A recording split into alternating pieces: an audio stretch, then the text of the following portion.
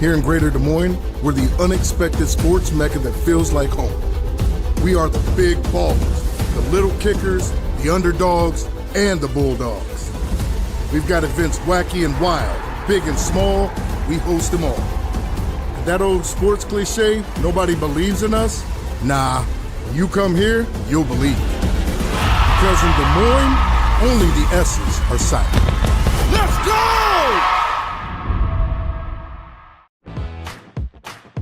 Being your family's grocery store isn't just about having the best butcher cut meat or the freshest produce. It's not about having the highest quality online shopping or experts who handpick your groceries. And it's not just about giving you the most affordable prices. Being your family's grocery store means making sure that you have all of that. And that's why at Fairway Meat and Grocery, it's what we've always been about. When you choose Delta Dental of Iowa, you set a chain of good in motion because we invest in your community. So whether you get your plan at work or purchase it through us, you get more than great dental and vision insurance. You make a difference for others. Choose Delta Dental for your smile, for your health, and for your community. In Iowa, we all play by the same rules. Hard work pays off, practice makes perfect, success is something you earn, and teamwork helps us all be winners. The Iowa Pork Producers Association is proud to support statewide high school athletics. Because on our team and on yours, what we bring to the table is what brings us all together. Learn more about our commitment to Iowa at iowapork.org.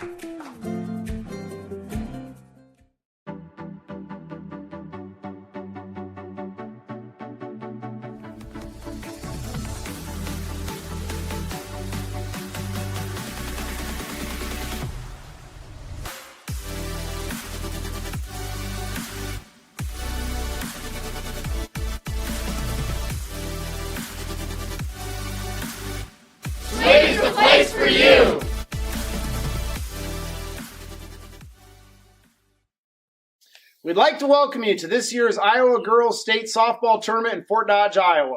We hope you've enjoyed the action today, and we're here today with Farm Bureau President Brent Johnson. And we're actually visiting Brent at his farm just outside of Manson, Iowa. We are so thankful for all those who support us to help put on this great event, none of which are more important than Iowa Farm Bureau, our proud title sponsor. Why does Iowa Farm Bureau invest in Iowa Girls High School Athletic Union? The Iowa Farm Bureau is proud to be the title sponsor of the Iowa Girls High School Athletic Union, and we're also thrilled to be a part of this year's Girls State Softball Tournament. This tournament not only showcases Iowa's elite teams, but the athletes competing here today are among the nation's best and brightest, and our farmers are among the nation's most productive. Our partnership with the Girls Union gives us the opportunity to honor both while supporting and uplifting the Iowa girls. Why has the Iowa Farm Bureau invested so much in support of the Iowa girl and all of Iowa's youth across this nation? Well, we at Farm Bureau believe in championing Iowa's youth. After all, one day they will be our state's future leaders. The Iowa Farm Bureau Scholarship Program, we've given over $500,000 every year to kids across the state. We've also teamed up with the Iowa Girls High School Athletic Union to sponsor concussion insurance at no cost to those athletes or their families so that they can continue to compete at a high level. We've also provided teachers over the last 8 years with over $450,000 so that they can properly equip their classrooms. And most recently, we've gifted $1 million to the FFA Foundation for their efforts to increase agriculture awareness and support their chapters across the state. The student athletes participating in this year's tournament are taking home some great souvenirs. The signature ball program, a memento that they can take with them so someday they can look back on their experiences here and know that the effort that they put in has really paid off, and really congratulate all those students that are competing here at this year's tournament. Thank you, Brent, and thank you, Iowa Farm Bureau. Now let's get back to playing ball. Good afternoon and welcome to Iowa Central Field at Harlan and Hazel Rogers Sports Complex in Fort Dodge, Iowa, the home of the Girls State Softball Tournament presented by Iowa Farm Bureau. I'm Andy Pollack, and in just a moment we'll have the matchup between the I-35 Roadrunners of Truro and the Lisbon Lions in this Class 2A quarterfinal matchup right here on the Girls Union Network powered by Mid-American Energy Company.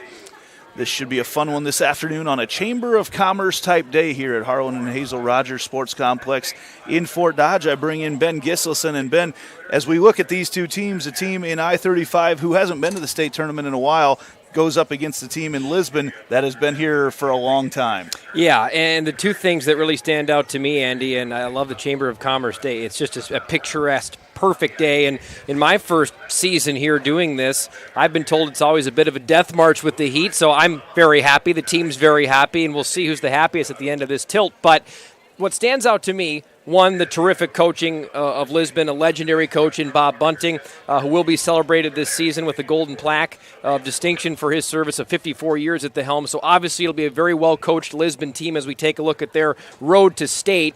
And they come out of Region 6, defeating South Winneshiek in the regional final.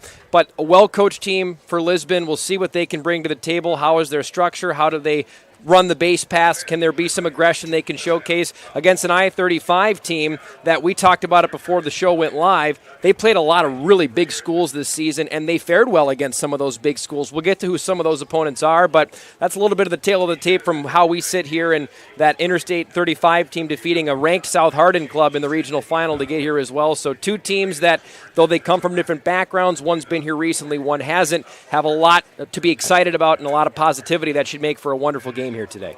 Before we begin today's game, we'd like to once again thank the Iowa Farm Bureau, proud title sponsor, the Iowa Girls High School Athletic Union, for their support. The Iowa Farm Bureau has an office located in each county across Iowa, and we'd like to thank the offices from Madison County and from Lynn County today for their support of the two teams playing in the game today. Thank you, Iowa Farm Bureau, for supporting the IGHSAU and the Iowa Girl. We'll take a break here, and when we come back, we'll have your team introductions and starting lineups for this tournament matchup. You're watching Girls State Softball presented by the Iowa Farm Bureau on the Girls Union Network powered by Mid-American Energy Company.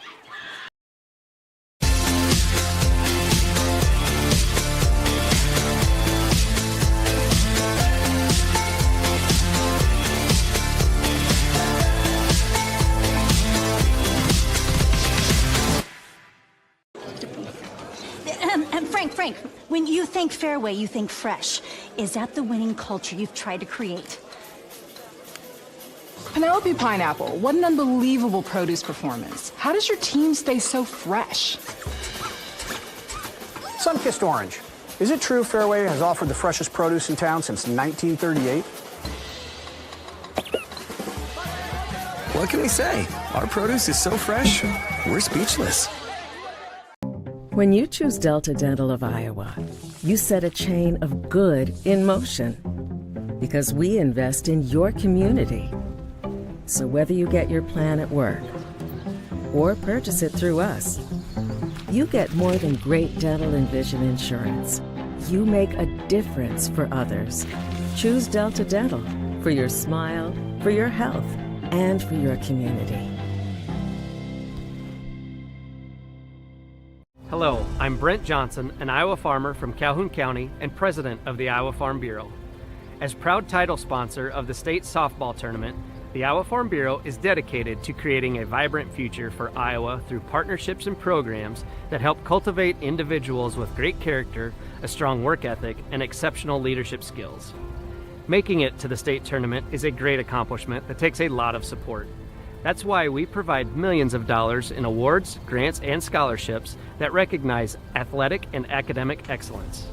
The well-being of Iowa students is also very important to Farm Bureau. That's why we provide concussion insurance coverage at no cost for all students in grades 9 through 12 who participate in a sanctioned sport. As just one of only 7 states to provide this coverage, it's just another way we're striving to support Iowa's outstanding young leaders. So, from the Iowa Farm Bureau, congratulations to all the players and coaches on an outstanding season, and good luck in the tournament.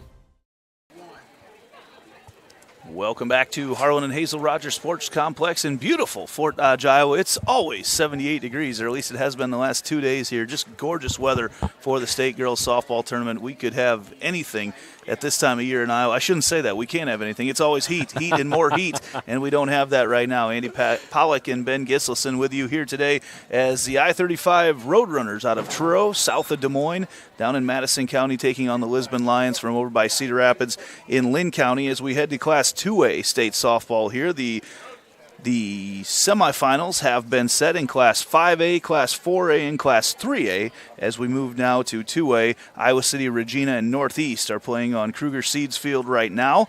And later this afternoon, we'll have Van Meter, the 2 seed, taking on the 7 seed Missouri Valley. And Central Springs, a 3 seed, taking on West Benona. Ben, I've had a chance throughout the course of this season calling a lot of Centennial games to see a lot of the teams from the smaller classes come and play Centennial. And as we look at I-35, that is one of those teams. They gave the number 1 ranked in 5A Jaguars everything they could handle here just a few short weeks ago. Well, and they gave a few of those top class teams a lot they could handle. It was a remarkable schedule for just a 2A club that the Roadrunners were able to play this season. That includes wins against Van Meter, some losses, but some good losses to a team like a Winterset. They lost 5-2 to Winterset previously in the season. They played Ankeny, as you mentioned. That was an 8-1 loss. A loss to Sadell as well. And they played Johnston earlier in the year as well, back in June on the 10th. That was a 10-0 loss, but nonetheless, when you talk to the coach of I-35, Libby Hayner, she brought up that she wanted her girls to play against the best the state has to offer. And even though you look at those games and some of them were losses, you can win in some ways playing teams like that, especially being a 2A school, because when you get into your class, you're not going to maybe see the depth, the high-end talent that you'd see from a Johnston or an Ankeny, and all of a sudden you get to the state tournament and you say, hey, we can not only play at this level, we can play above this level, and I'm sure Coach Hayter wants to see that from her Roadrunners today. Well, and we saw that throughout the course of the year. Like you said, I talked to Libby Hayner earlier in the season when I-35 came to Ankeny, and she mentioned a lot of that, but also like Esterville Lincoln Central saw them last night. The Midgets, they came to Centennial and played as well. They played Ankeny, played a lot of good teams. They like to travel and find that great competition. It's paying off for them now as they play in the state tournament. It's time for our starting lineups in today's game, and for that we'll head to our public address announcer. Interstate 35 Roadrunners.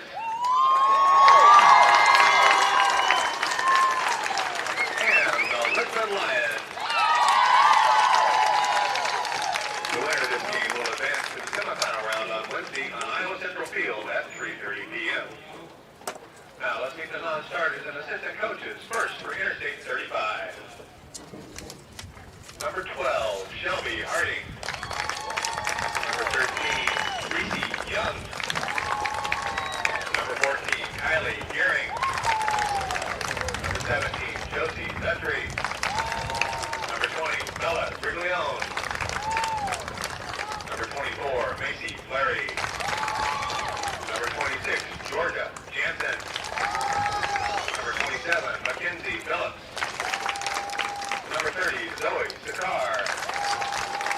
The assistant coaches, Randy Mullalem and Tab Newberry. Now let's meet the starters for Interstate 35. Leading off, the center fielder, number 25, Gracie Kirk. At second, playing third base, number 3, Josie McCudden. Batting third, the catcher, number 4, Trinity Darst. Batting fourth, the second baseman, number 19, Betsy Jones. Batting fifth, the DP, number 1, Shaylee Dixon. Batting sixth, the first baseman, number 22, Katie O'Leary. Batting seventh, the pitcher, number 5, Katie Murphy. Batting eighth, the left fielder, number 9, Cora Keller. Batting ninth, the shortstop, number 11, Elise Maxwell. And the flex player at right field this afternoon, number 6, Kelsey Morris. Head coach for Interstate 35 is Libby Hayner. Now let's get the non-starters and assistant coaches for the Lisbon Lions. Number 2, Emma Pleasant. Number 5, Gretchen Bowman. Number 8, Lillian Geiser. Number 12, Alexa Roast. Number 20, Logan Anderson. Number 21, Chloe Clausen. Number 26, Gabby Bowman. Number 31, Sarah Deach. The assistant coaches, Rachel Robertson, Todd Nelson, and Jesse Self. Now let's meet the starters for the Lions. Leading off, number 7, Peyton Robinson. Batting second, number 15, Caitlin Hazelbush.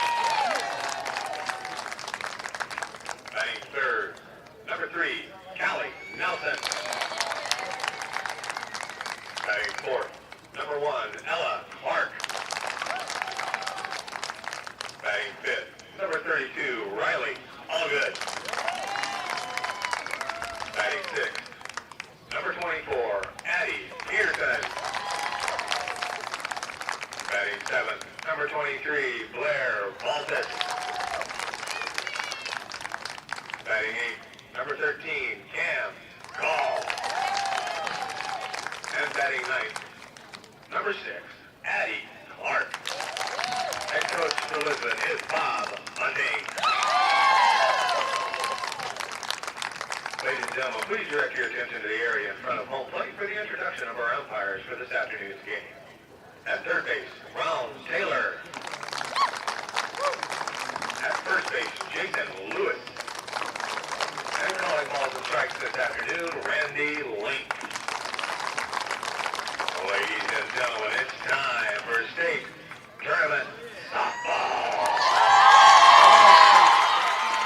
And before we begin today's game, we'd like to once again thank the Iowa Farm Bureau, proud title sponsor of the Iowa Girls High School Athletic Union, for their support. The Iowa Farm Bureau has an office located in each county across Iowa, and we'd like to thank the offices in Madison County and Lynn County today for their support of the two teams playing in our game. Thank you, Iowa Farm Bureau, for supporting the IGHSAU and the Iowa Girl. As we get set to start things here, it will be Lisbon in the field first. Riley Allgood on the hill for Lisbon. Allgood has been here several times before. She sports a 21-4 record with a 1.93 earned run average. Blair Baltus will complete the battery for the Lions. Around the infield, Cam Call at third, Addie Peterson at short, Addie Clark, nice little Cubs name there, Addie Clark there at second base, Ella Clark at first base, and then in center field, Callie Nelson and Caitlin Hasselbush out in right for Lisbon. Center fielder Gracie Kirk will start things off for I-35. Riley Allgood, someone that obviously we'll keep an eye on today. Anytime you're in the circle, you're going to have a lot of eyes on you, but Allgood has, as you mentioned, Andy, been a part of some big teams in Lisbon's past. She's been a key component of some very good Bob Bunting Lisbon Lions teams, and coming into this game, those 21 wins you mentioned, second amongst all Class 2A pitchers in that category, 122 strikeouts to go along with it. So if the Lions are going to be successful, no matter who's in the circle, you have to have great pitching to get it done at this level of softball, and Allgood hopes things will be all good today for the Lions in this state tournament start here against I-35. I misspoke. Peyton Robinson is the shortstop. Addie Peterson in left field for the Lions as they get started here. Long-time coach Bob Bunting. I learned a long time ago these coaches prefer that I say long-time coach and not old coach. I think we'd all prefer that, and any of us that have been in a profession a long time, we'd hope long time, not old. But certainly Bob, his reputation precedes him. 1,300th win this year, an incredible mark for a guy who has some great state accolades and national accolades too. Gracie Kirk against the lefty. First pitch is a ball, says home plate umpire Randy Link. Kirk comes into this game batting .315. It's when she gets on the bases, though, that she does her damage with 14 stolen bases on the season. That pitch misses outside as well. So early on, you can tell Allgood trying to work the outside, get something pushed to the right side of things as they look over to get the signal. I'm not sure who is calling pitches from the dugout for the Lions. You bring up stolen bases too, Andy, and that'll be something to keep an eye on today. As a team, just 41 stolen bases for I-35, 116 for Lisbon. So we'll see if there's some tactics shifts that happen throughout the game and if those stolen bases wind up costing I-35 or if they can limit Lisbon's aggressive base running. The pitch popped up, and that is going to get out of play over on the right field side into the dugout, the bullpen, which both teams actually share. That can be a little bit awkward as you see them warming up right beside each other, or when there has to be a change made throughout the course of the game where you'll see a pitcher from each school over there warming up. I would expect today that we will see both pitchers, Riley Allgood and Katie Murphy, go the distance for both of these teams, but we'll see. That pitch misses low and away as well. And the count is full. Baltus catching for Lisbon, has been here, played a lot of games at the state tournament as well. Saw her frame a nice pitch there for the first strike called. And that pitch is slapped out into right field, foul as well. That had extra bases written all over it if it stays fair. Perfect kind of at bat you'd like to see from your leadoff hitter, Gracie Kirk, forcing Allgood to go deep in a count early. Not too aggressive, not too cautious, trying to make Allgood feel the heat early and let this Lisbon team know it's not going to be an easy day in the circle. Into quality at-bat territory. Here on the full count, that pitch is popped up into center field, and that is going to drop over the outstretched arm of Peyton Robinson and motoring to second. Already talked about the speed of Gracie Kirk. She didn't slow down at all rounding first. Great heads-up base running, and I think they call that one a Texas leaguer. Just blooped its way in there right between the center fielder and the shortstop as we see it again. And a great at-bat there from Gracie Kirk as that one is just able to find the right spot in the outfield, and a great heads-up awareness as well by Kirk to get to second base, and all of a sudden one runner on and they're in scoring position, so an early threat from the Roadrunners. That'll bring up third baseman Josie McCudden. McCudden batting just under 400 on the year. Chance to maybe move a runner over right now as that pitch is outside from Allgood. It is officially going to go down as a double hit for Gracie Kirk. And she provides an early threat for the Roadrunners. Probably my second favorite mascot in the tournament. That is an extra base hit brought to you by Kruger Seeds. Great supporters of the IGHSAU and all our state tournament games. As that pitch is fouled off over into the Roadrunner side of things. Right where Coach Hayner wants her two-hole hitter to be. Josie McCudden, most triples, most home runs, most RBIs in an I-35 sweater this season. She's been dynamite in this role all season long, and when you get a runner on, that's when things can really ramp up too for McCudden with a slugging average of .838. So this is a very talented batter that Allgood has to try to settle down on now early in this game. Ahead in the count, 1-2 is Allgood, and goes to the rise ball there for strike three to knock down McCudden. McCudden doesn't strike out much. In fact, that was just her 14th strikeout of the year. Those rise balls can be tricky, especially when you'll see pitchers use them as a strikeout pitch, just like Allgood did there. And that one with some really nice movement on it towards the end. It actually broke inside a little bit right at the tail end of that pitch to get the first strikeout of the day. Comes back to it in on the hands now of Trinity Darst, the catcher. Darst, the leading hitter on this team for I-35, bats just over 400 on the season with 7 home runs. He's been hit by pitch 4 times, actually leads the team in that. That's a fair amount of times to get the free base the hard way. Not a very enjoyable way to make a trot down the line, but they all count the same, don't they? Great curveball coming in there from Allgood on Darst, as they put it low and inside on the hands. 3-man crew here today. Ronald Taylor working the third base side, Jason Lewis the first base side. Triangulate everything, get all the right calls here as that pitch is fouled down the third base side. A knuckleball off the bat of Darst. After that strikeout from Allgood, she's brought it in on the hands quite a bit here of Darst, and it's got up in the count, so she's got a lot of freedom to put these balls where she wants them to go. With 3 balls to work with yet in this 0-2 count. Way ahead is All Good. That ball is caught over there, trying to double up, but back in there safe at second is Kirk. Play made over at third base side by Cam Call.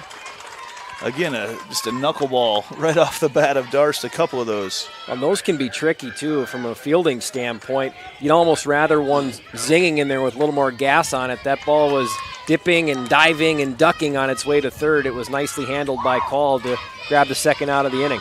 Tim Wakefield-style knuckleball coming off the bat. Just as tough to catch as it is to hit. Yes. This will bring up Betsy Jones, our second baseman. She goes after the high strike.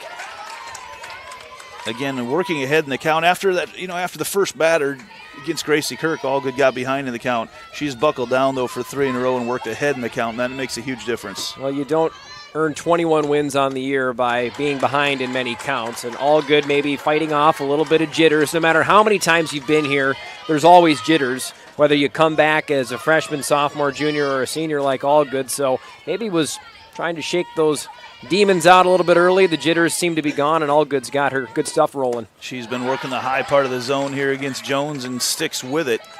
Trying to get Jones to go after the high stuff. Reminded of one of my favorite lines from the movie League of Their Own. Lay off the high stuff. Well, I like the high stuff.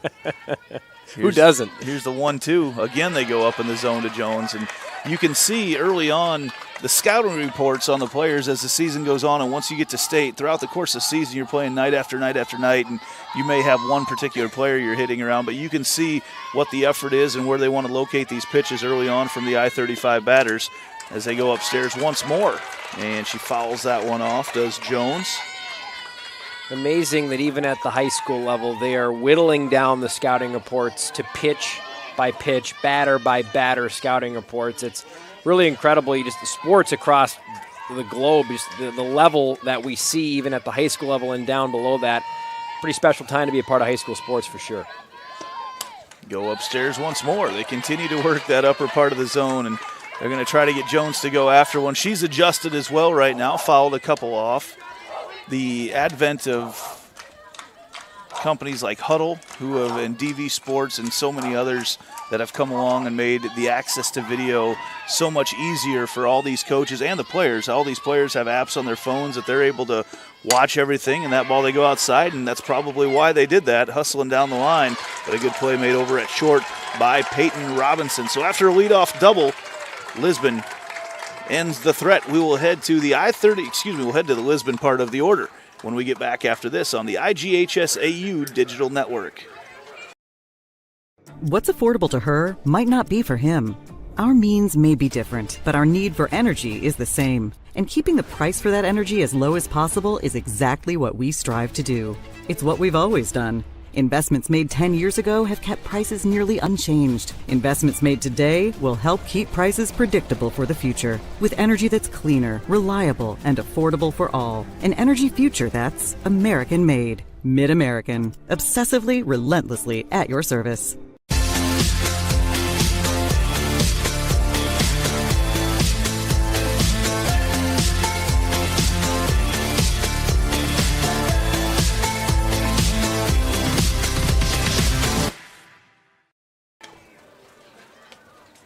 Hey fans, Central College has you covered with career building programs, and with tuition less than $20,000 a year and tons of scholarships, it's the best decision ever. Apply today at central.edu.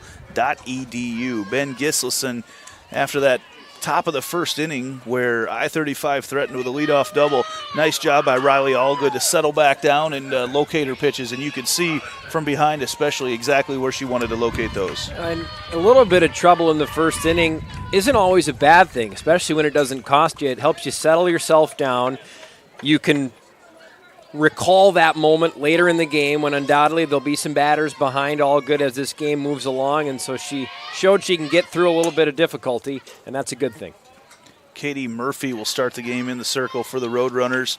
Trinity Darst, her catcher, Josie McCudden at third, Elise Maxwell at short, Betsy Jones at second, and Katie Allery at first. I'll get to the outfield here in a second. This is Peyton Robinson, the leadoff. She bats .492 for Coach Bob Bunting. A lot of pop on that pitch from Murphy. Cora Keller in left, Gracie Kirk in center, and Kelsey Morris in right. Katie Murphy comes into this game. She's 16-10 on the year, but that can be a little deceiving because of the schedule that I-35 has played. There's a little off-speed pitch, and Maxwell plucks it out of the air for the first out for the Roadrunners. Exactly how Katie Murphy would have liked to have drawn that one up. Came in with some heat to start through the off-speed pitch, and the batter getting a little bit ahead of it there in Peyton Robinson, so a nice out at short. And out number one comes pretty easily. And that'll bring up Caitlin Hasselbush, the right fielder for the Lions. She bats .337 on the season.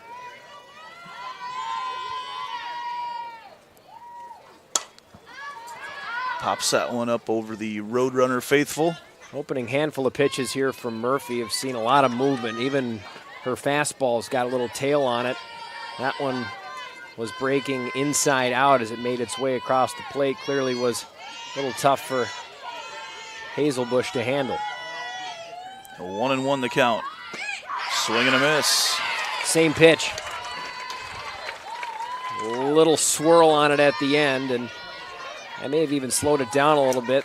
Thus Hazelbush came in a bit ahead.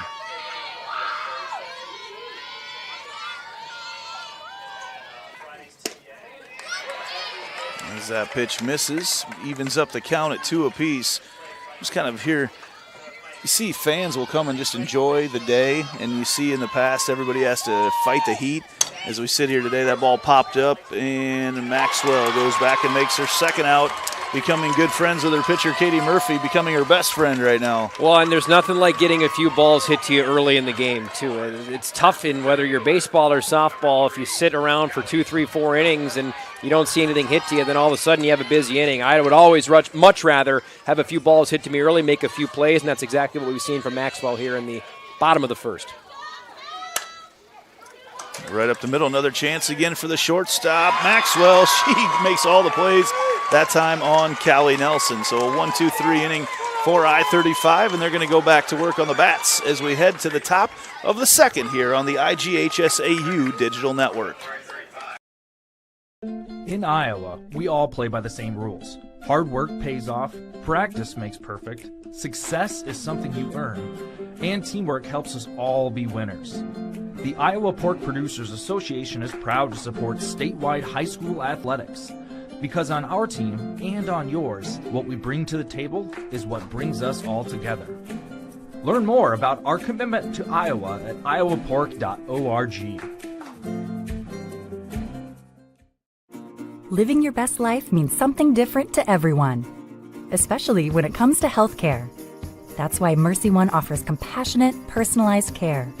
We are here for you with one team of experts, providing access to the primary care and highly rated specialty care you need, easily and conveniently.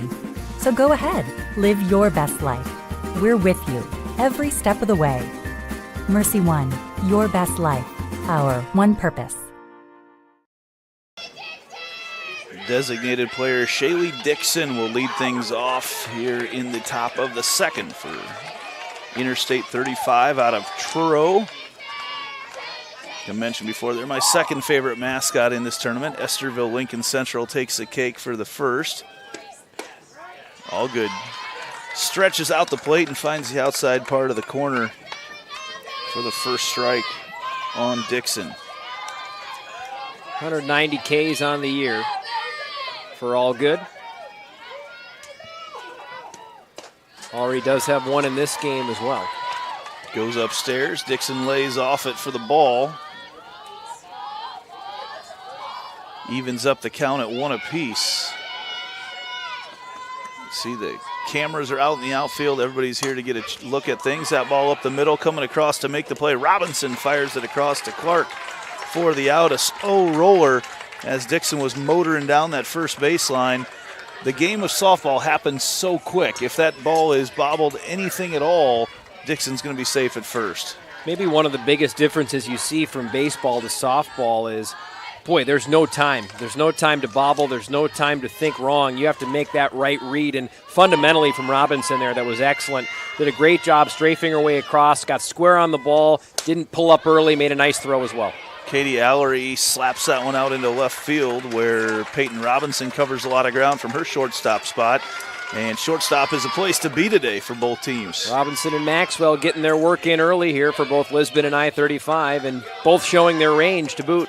3 plays in a row made by Robinson. Then I'll bring up the pitcher, Katie Murphy, trying to help her own cause. Allgood takes a sign in. Popped up again, that I-35 side of the dugout. Having a chance to collect some souvenirs over there today. One of the things I've come to really enjoy in just a day and change here is the hairstyles and the hairdos. Something you just don't think about coming in, as we see a swing and a miss there by the pitcher Murphy. But see, you got a little sparkle in the twin pigtails of Murphy here. I've seen a few teams with dyed hair. It's a really, really neat, unique part of the softball state tournament experience. You just can't have too much sparkle or too much glitter. A lot of glitter being used as well. Low and away there for Allgood. First ball pitched to Murphy. Yeah, with 4 daughters at home getting ready for the state tournament was quite the event, as they had all that woven into their hair and all. I don't even know what it's called, but these long strands of tinsel woven into their hair as that ball popped up into the outfield. Addie Clark, with our all Major League Baseball name, Addie Clark makes the play.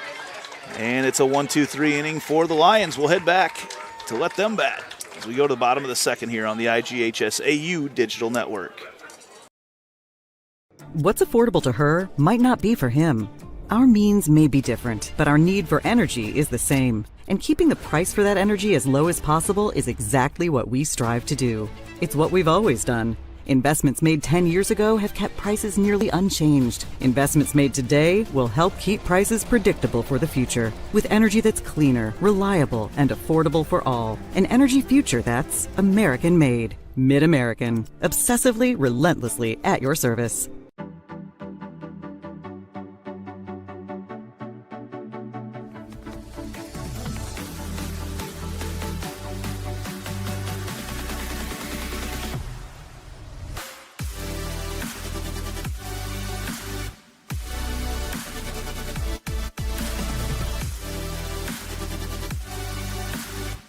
Swing's the place for you!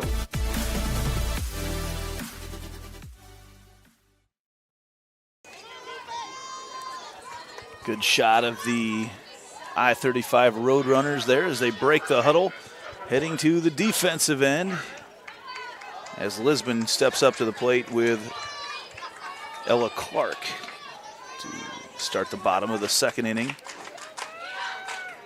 Clark, the first baseman for the Lions. Pitch in on the hand, she fouls it off. You talked about the hairstyles. You know, one of the things that the softball players have to do is those hairstyles have to fit in with a face mask.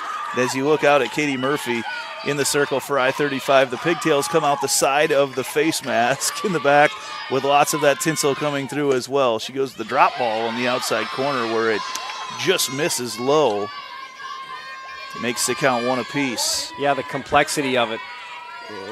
It's really caught my eye. One of the big things that's caught my eye, as well as a big Hawaiian hat I saw I-35 come in from the bullpen with. That ball rolls into the bat, and since the ball rolled into the bat, they will call it a foul ball.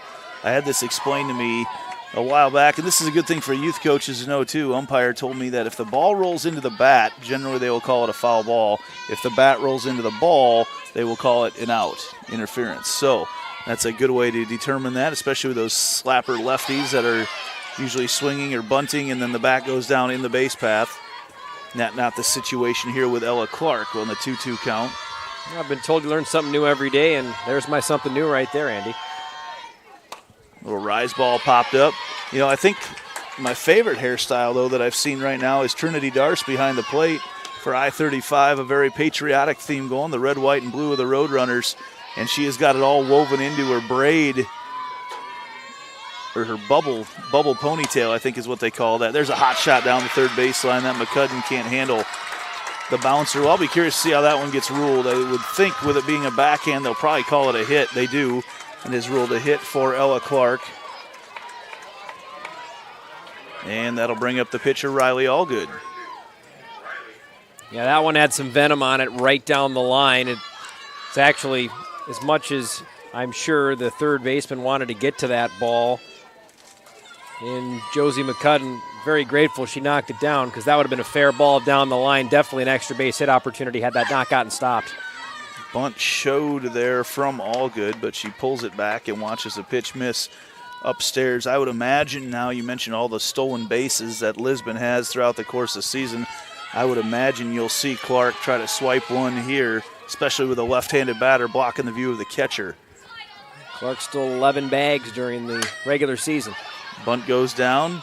McCudden comes across and makes the play. They do get the sacrifice over, though, and one of the things I really enjoy just watching the game within the game and everything that goes on, all the rotation was exactly right there. They got third base covered. A lot of times you'll see that runner try to go from first to third, and everybody was in their correct spots for I-35. But then the next part of it is watch the three-man crew, and all these guys know their responsibility, so you see the umpires hustle to their spots as well to get everything covered. Yeah, there's a lot more going on. It may seem a little bit like random chaos when you first watch it, but there's so many checks and balances, and that's why when you watch great coached teams, which obviously we've talked about Bob Bunting's pedigree, but Libby Hayner no slouch as well for the Roadrunners, it's very important to have that coaching. And a ball coming in from the plate. A great throw coming home. Not quite in time as Darst tried to put the tag on the back of Clark. A great throw made by Gracie Kirk, and Addie Peterson in safe at second. Just a second late, but talk about a great at-bat and a great swing there. Well put out to center field by Addie Peterson, and with runners in scoring position, that's when you have to be at your best, and Peterson certainly was there, and that one had some steam on it going over the circle and into center field, but as you mentioned, partner, great work by Kirk to get that ball in, at least make it interesting at home plate. Katie Murphy had a glove on it as a pitcher, couldn't quite haul it in as that first pitch to Blair Baltus is fouled off into right field. Murphy jumped up and went off her glove. It would have been a double play if she could have hauled it in, but so much, he used venom earlier, I love that term, so much venom on it, couldn't quite haul it in. Then goes the changeup, picked up over there by Maxwell, who throws it across, and barehanded over there as Allery lost it initially, but did pick it up. Runner Superb advances. Body control there as she was spilling backwards, and instead of worrying about whether I'm going to fall backwards and run my elbow into the ground, she was more concerned about the ball. Terrific work, just plopped it up off the ground there with that open, bare-fisted hand. Really good body control by the first baseman there, and a play that she didn't think was going to be that difficult, but way to stay with it, too, and make sure the out happens. The surface here at Fort Dodge is a crushed red brick. It's unlike anything else you'll find at a high school field in the state. But one of the things you notice throughout the course of the week is it almost becomes a beach-like consistency as you look in the right-handed side, especially the batter's box here. But then as you watch Katie Allery after that ball was thrown and she just lost her footing, you dig in and it's almost like you're standing in sand over there right in front of first base. And she is trying to clear that all out and give herself a little more sure footing over there as that first pitch to Cam Call, the third baseman, is a ball. Going to go to Murphy there. She picks it up and takes care of business on her own. So Katie Murphy gets the out there, but not before Ella Clark scores. It's in the first run of the game to give Lisbon the 1-0 lead, and we'll see if I-35 can get one of those back here right after this on the IGHSAU Digital Network. Here in Greater Des Moines, we're the unexpected sports mecca that feels like home. We are the big ballers, the little kickers, the underdogs, and the bulldogs. We've got events wacky and wild, big and small, we host them all. And that old sports cliche, nobody believes in us? Nah, when you come here, you'll believe. Because in Des Moines, only the S's are silent. Let's go! When you choose Delta Dental of Iowa, you set a chain of good in motion. Because we invest in your community. So whether you get your plan at work or purchase it through us, you get more than great dental and vision insurance. You make a difference for others. Choose Delta Dental for your smile, for your health, and for your community.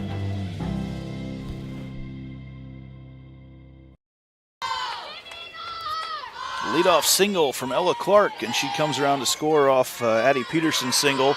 So a couple hits there in the bottom of the second puts Lisbon on the board. They take a 1-0 lead here into the top of the third, where Truro I-35 will go to work with Cora Keller, Elise Maxwell, and back to the top of the order with Gracie Kirk. Keller here, the left fielder for I-35. In general, you're just starting to feel the weight of those opening few innings of a state tournament appearance falling off both of the teams. A little more melody to the game, not quite as much tension, not gripping the bats as tight. We saw Lisbon get the bats going a little bit in that last inning, and I expect I-35 to do the same unless Allgood can keep dealing the way she has been so far. Swing and a miss there from Keller. Allgood, a big smile on her face as she looks in. One of the few pitchers that does not wear a face mask. I was going to mention that.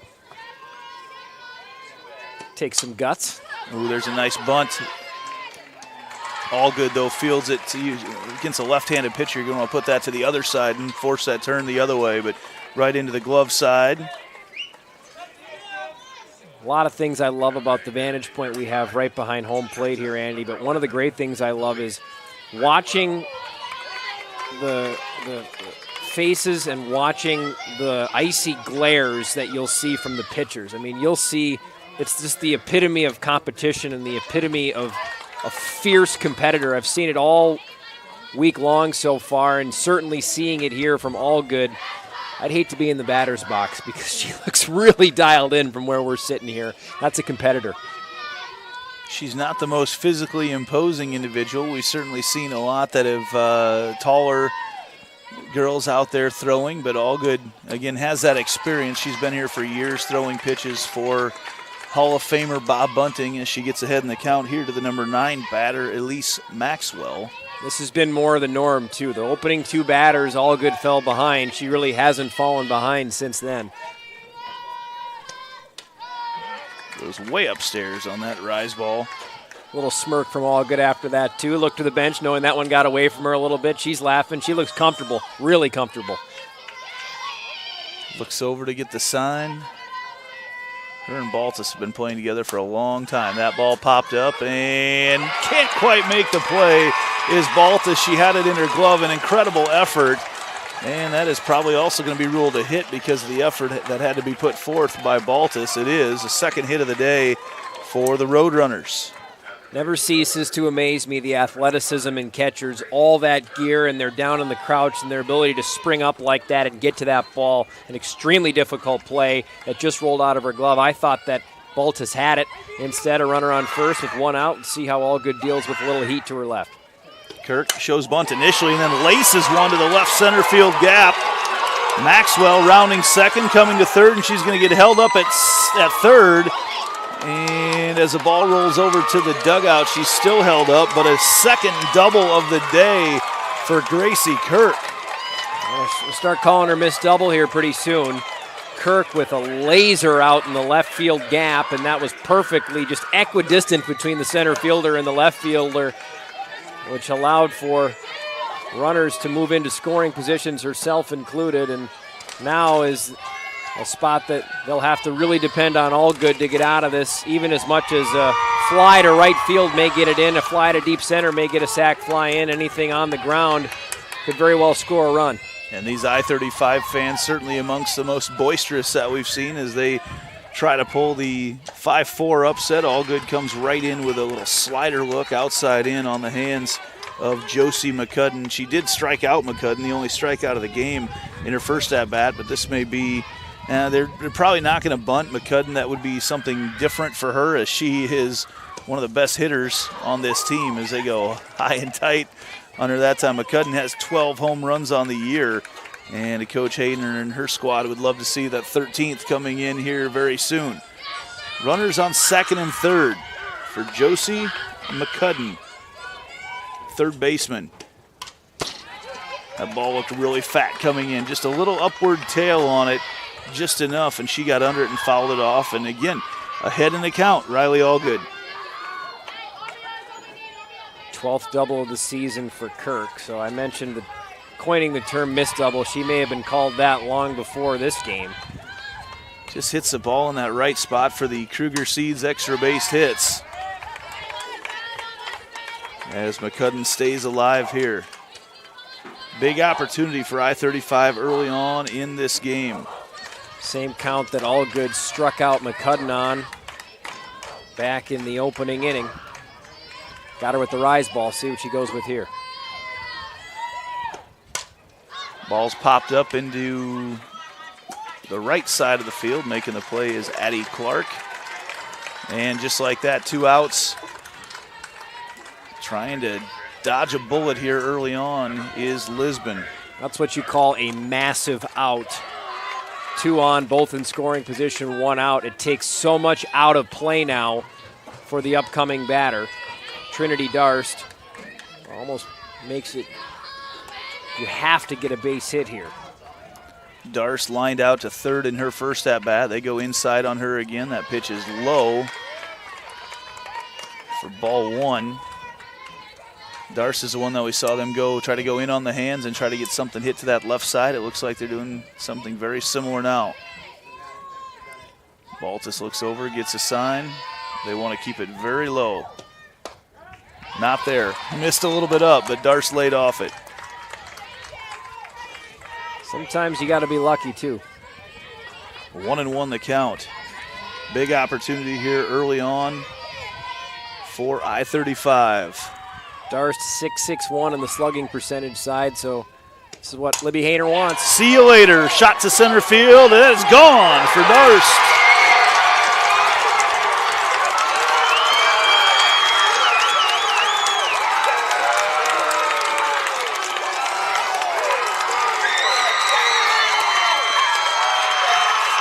Maybe the thing I love most about softball is how the game can change with the flick of a wrist, and this is exactly what we saw here. Darst driving this with authority to the deepest part of this ballpark. Darst with just a smashed ball, her 8th home run, had 7 back in the regular season, and picking up right where this great hitting I-35 team left off coming into the state tourney, and all of a sudden a 1-0 deficit turns into a 3-1 lead for the Roadrunners. One of the hardest hit balls I've seen all week so far. Absolutely demolished that one into straightaway center, no doubt about it, off that food truck in the outfield. You saw it hit it. That's probably 15, 20 feet behind the fence out there. They got insurance on that out there. And they move on now with Betsy Jones, who grounded out to short in her first at-bat. That was just a shot from Darst. 2 great sounds of summer. A square struck ball on a bat, and the snap of the catcher's glove just like that. You're a hockey guy, and there's one thing as I've done some of these girls' state tournament games in the past and some other things working there in Wells Fargo Arena, I found one of the sounds that I really enjoy is an empty arena and you hear the slapping of the puck against the stick. I'm not a hockey guy at all, but you hear the scraping of all the skates on the ice, and just when it echoes throughout that arena, that's very cool. And then a couple of years ago in 2020, when you had baseball happening in empty stadiums, the crack of that wooden bat that echoed throughout, that was when you were listening to games on the radio, that was just an incredible sound. Well, certainly you're making me miss hockey season in the middle of July, which I normally don't wish away the off season, working in pro hockey like I do. But yeah, you nailed it. I agree. Those are some great sounds in my world. But I mean, this is just a slice of Americana is what we've got going on right here. Beautiful sunny day, that Toy Story style sky with white billowy clouds, a blue backdrop, and a really great softball game going on with all the sights and sounds that you want for the middle of July, and no heat, which is maybe the best part for my trip up here too. The temperature has not changed from 78 degrees in the last hour. Is a full count right now to Betsy Jones. She pops that one up in the infield. Allgood calls everyone off and makes the play, staring up into that bright sunshine. No more Canadian wildfire smoke blocking out that sun. We've got, like you said, that Toy Story sky. I love it. Back after this here on the IGHSAU Digital Network. What's affordable to her might not be for him. Our means may be different, but our need for energy is the same. And keeping the price for that energy as low as possible is exactly what we strive to do. It's what we've always done. Investments made 10 years ago have kept prices nearly unchanged. Investments made today will help keep prices predictable for the future. With energy that's cleaner, reliable, and affordable for all. An energy future that's American-made. Mid-American. Obsessively, relentlessly at your service.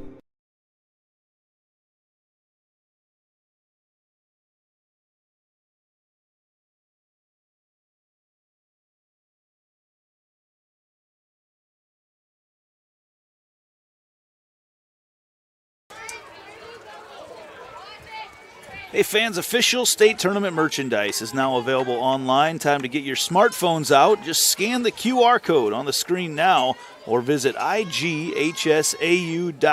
to browse and customize your merchandise to match your style. Some great gear we've seen around here at the state tournament. A lot of times you'll see Dar Danielson sporting that as he walks around in his pink.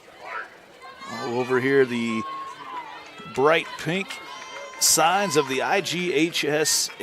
It has been so much fun these last 6 or 7 years to be part of all these state tournaments with this group, and this year has been no different. First pitch. That was a nasty one. That had a lot of drop to it, didn't it, from Murphy. Addie Clark, the second baseman for Lisbon, up to bat right now. Comes in with a fastball that she catches the top part of. So she goes up or down first and then goes up, mixing up the pitches a little bit. Seen a lot of variety from her today so far, it seems. You mentioned the slice of Americana. It certainly doesn't hurt that I-35's colors are red, white, and blue set against this sky and the incredible grass here today. There's a shallow pop fly over to the shortstop, Maxwell, who makes her 1, 2, 3, 4, 5th, 6th play of the day, I think Maxwell just made. The best players want to be involved. They don't want to sit and watch, and usually your best fielders are often at short. There's a reason why she's there, and she's been flawless up to this point. Really impressive so far on the day for Maxwell.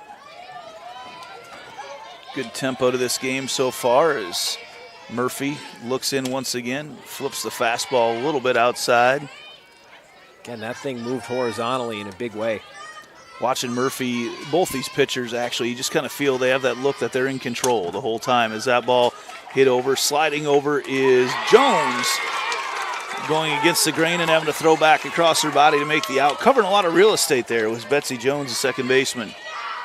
Similarly to the grounder we saw a few innings ago to Maxwell, just that ability to strafe. We're going to see it again here. You're going to see Jones shuffling, not quite running without facing the ball. It's got her eye on it the whole time. Square when that thing took the short hop, ready for it, and then a throw right on the letters over to first base. So a quick 2 outs, and there's a high fly ball to center field. Gracie Kirk camps out underneath it and makes a play. Really fast inning for Katie Murphy, and after the 3-run home run in the third, they go back to work almost immediately. The I-35 Roadrunners will be hitting right after this on the IGHSAU Digital Network. Hello, I'm Brent Johnson, an Iowa farmer from Calhoun County and president of the Iowa Farm Bureau. As proud title sponsor of the state softball tournament, the Iowa Farm Bureau is dedicated to creating a vibrant future for Iowa through partnerships and programs that help cultivate individuals with great character, a strong work ethic, and exceptional leadership skills. Making it to the state tournament is a great accomplishment that takes a lot of support. That's why we provide millions of dollars in awards, grants, and scholarships that recognize athletic and academic excellence. The well-being of Iowa students is also very important to Farm Bureau. That's why we provide concussion insurance coverage at no cost for all students in grades 9 through 12 who participate in a sanctioned sport. As just one of only 7 states to provide this coverage, it's just another way we're striving to support Iowa's outstanding young leaders. So, from the Iowa Farm Bureau, congratulations to all the players and coaches on an outstanding season, and good luck in the tournament. So Katie Murphy working very fast to get out of that bottom part of the third inning, and just like that, Riley Allgood back out in the circle for Lisbon. Shaylee Dixon, the designated player, up to bat first. She had a ground out to short in her first at-bat, and that pitch misses upstairs for ball 1. Very fast-moving game with great tempo. These teams don't waste any time. They're out and ready to go. I'd imagine as a player, that's the way you want the games to go. I'm sure Lisbon wants to get the ball in the bat a little bit more here. We've seen I-35 shake out some jitters and start to deliver some balls into the outfield, but you don't want the game to get slogged down. You don't want it to be 2.5, 3 hours. You want to play with some tempo. And Dixon sneaks one through the infield for the leadoff single here in the top of the 4th. Seeing a lot of these hits coming right back up the middle on Allgood, so maybe Coach Hayner and company figuring out a little bit of some success now on the Sterling pitcher Allgood. See if Allgood can't return the favor here and maybe change a few things up to try to negate a few of those whacks back up the middle. Haven't seen her use a whole lot of off speed. She's kept with a rise ball and a little bit of a curve ball as well from the left side. And O'Leary watches that first pitch inside, looks back at the umpire like, "Did you see that? Did you see where she threw?" Dixon at first, off the leadoff single here for I-35 in the top of the fourth. O'Leary gets all of that one, and that sneaks through the infield as well. So a couple hits for I-35 to start off the top of the fourth. You brought up an MLB reference earlier. I'll bring up a Minnesota Twins reference, starting to feel like the Piranhas of old a little bit. Little small ball action going on here for I-35, just finding leaks in the dam in the infield. It's not overly pretty, but those runs all count the same, and getting ducks on the pond will be big, especially as they continue to load the bases up here, and no outs to boot. That'll bring up Katie Murphy, the pitcher. Again, just has appeared like she's been in control this entire time. She goes to lay down a bunt. It stays fair. That's a tough angle for the catcher to make the throw. Baltus does an even better job of Addie Clark coming over from second base to focus on that ball.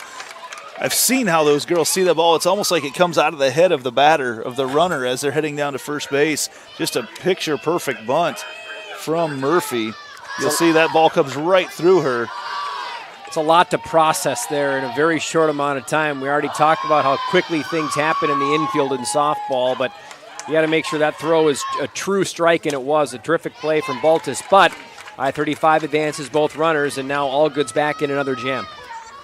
Cora Keller, who bats ninth here. I'm curious to see how they handle this from a analytics point of view. You may be thinking that you can get her up to bases loaded, and that'll allow you to get back to the top of the order, as that one is dropping in. Prove me wrong right away. She little pitching wedge shot there right over second base. And Keller's on the board. The sixth hit of the day for I-35, and more importantly, the fourth run of the day. If you're playing pasture pool, that would have been a perfect little 50-yard just drop in there by the pin. That thing stuck dead behind the second base line or second base bag, and we were talking about it earlier. This is simple. It's not all that pretty, but boy, is it working right now for I-35. They're finding those holes, and they're hitting them perfectly. They haven't had a hit out of the infield yet. Well, they have, but just everything's been hit into the infield and eventually snuck through as Elise Maxwell comes up. She had a single, scored a run, the first run of the day for I-35, who you can feel the momentum of their boisterous crowd has entered the facility right now. 4-1 they lead, 7 hits on the day. Rise ball popped up. You hear the thunk that hits the bleachers right above us.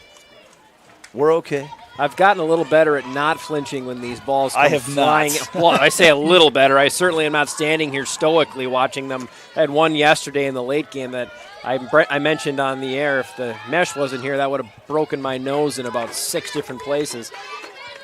I learned how to flinch from the best of them with the man to my right, Dar Danielson. No one flinches like Dar. As there's one pop through, Clark throws it to Clark, but another run comes across as O'Leary scores. Manufacturing runs. That's exactly what Libby Hayner's crew is doing right now. Still, the ball really hasn't much of left the infield, but they've knocked 2 runs in with 2 outs and a runner on third. And Miss Double, as you coined earlier, Gracie Kirk, who's 2 for 2 with 2 doubles on the day, steps up once again, trying to knock in another run for I-35. Watches that first pitch upstairs. This early part of the lineup, the numbers for them for I-35 are imposing. Well, interesting to see Allgood go back upstairs with it. One of those doubles, the most recent one, Kirk powered one high in the zone. Good stop by Baltus behind the plate, might have saved a run, although the padding here at Harlan and Hazel Rogers Park does give you some true returns of the ball if it does come back to you. It's a little different than the chain link fences that so many of us grew up playing with. There's a shot to center field, a high fly ball as Callie Nelson steps underneath it and ends the rally for I-35. Lisbon's going to try to get a few back as we head to the bottom of the fourth. Right back after this on the IGHSAU Digital Network. What's affordable to her might not be for him. Our means may be different, but our need for energy is the same. And keeping the price for that energy as low as possible is exactly what we strive to do. It's what we've always done. Investments made 10 years ago have kept prices nearly unchanged. Investments made today will help keep prices predictable for the future. With energy that's cleaner, reliable, and affordable for all. An energy future that's American-made. Mid-American. Obsessively, relentlessly at your service. Being your family's grocery store isn't just about having the best butcher cut meat or the freshest produce. It's not about having the highest quality online shopping or experts who handpick your groceries. And it's not just about giving you the most affordable prices. Being your family's grocery store means making sure that you have all of that. And that's why at Fairway Meat and Grocery, it's what we've always been about. Katie Murphy in the circle, coming back out after she moved a runner across and helped score a couple more runs for I-35 there in the top of the fourth. Now Lisbon trying to get back into this one. They trail 5-1. Callie Nelson, who just got the last out of the last inning, will lead things off. She grounded out to short in her first at-bat today.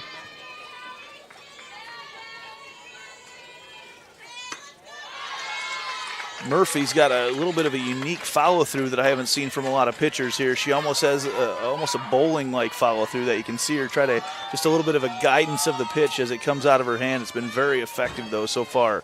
And maybe why we're seeing lots of different movement. We've seen the ball come out of her hand and spin to the right. We've seen it spin to the left. We've seen that drop ball a few times. That's had some devastating results for the hitters against her for Lisbon.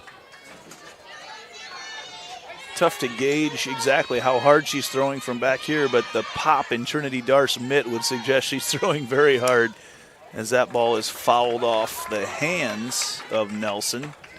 Felt your hands vibrating from here on that one. This is where a little gamesmanship comes in. That home plate is perfectly fine right now. Doesn't need to be cleaned, but after it goes off the hands, home plate umpire Randy Link decides to give the batter just a little bit of an opportunity. She might have actually fouled off her leg.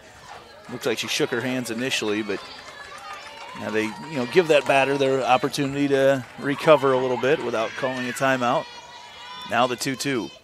Rise ball is hacked through that little 5.5 hole over there as Keller picks it up and throws it in, and a leadoff single for Lisbon. Yeah, great at bat by Callie Nelson there, and the fortitude to shake off little sting in the hands or ankle, however it was. Looks like she's still shaking out that right ankle over at first base, but that's just some really good gumption by three in white and red to get out there and then make a great swing to knock that one through the third base and shortstop hole. Coming right back with a changeup. Missed a little bit low there from Murphy. This is Ella Clark, and Clark batting .431 on the season. She's 1 for 1 today, and she's got 4 home runs. And now the umpire takes a shot. Randy takes a shot in the arm, and again, that gamesmanship. Trinity Dar's going to go out and have a chat with Katie Murphy. He says he's okay. Get on back here. So the players give it, the umpires give it. Yep. It's a give-and-take relationship. You could hear that slap bare skin, but he says he's okay. He might be shaking that right arm off. Okay, he's got full range of motion. Just used it to show the count, which is 1-1. Going to the changeup again, really trying to keep Clark off balance. See more changeups, I think, in this at-bat than we've seen out of Murphy all day long so far. Maybe one of those scouting reports we talked about earlier, too. Maybe knowing that Ella Clark doesn't love the changeup. Heat on that one. Double play ball. And it's made. 6 unassisted over to first. Elise Maxwell. There's about one spot in softball that you're able to get that double play. It's so hard to turn one with two up the middle. But, man, when you can get that to the shortstop who's coming through, as you're going to see the replay here, Maxwell had to step back just a little bit to step on second and whips it across. Great scoop over there by Larry as well. And that's a good way to try to work your way out of that leadoff single for I-35. Maxwell with another put out. And the one thing that's really stood out about Maxwell, fundamentally, she's never in too big of a hurry. And we continue talking about it. You have to be in a hurry in the infield to make plays like Maxwell's been making in this game. but you can't put the cart before the horse. You got to make sure that ball finds the glove. You got to make sure you get your foot on the bag before you throw to one. So she really is processing things well at a very rapid pace out at shortstop, and the results are a lot of putouts and a lot of really solid plays by Maxwell at short today. She's been part of 7 of the 11 outs that I-35 has recorded. And if Katie Murphy and Elise Maxwell weren't really good friends before this game, they will be after. 0-2 now as she's quickly ahead in the count to Riley Allgood. There's a little bit of a rise look there from Murphy. Seems between the two pitchers we've seen a little wider variety of different types of pitches from Murphy as we have from Allgood. And she gets Allgood to swing at the outside pitch for strike 3. A lot of excitement right now on the I-35 side as they go back to hitting as we head to the 5th here on the IGHSAU Digital Network.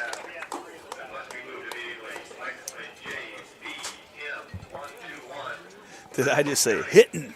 I think I said hitting. Sounded like our Centennial softball team talking like Cowboys. Go back to some hitting.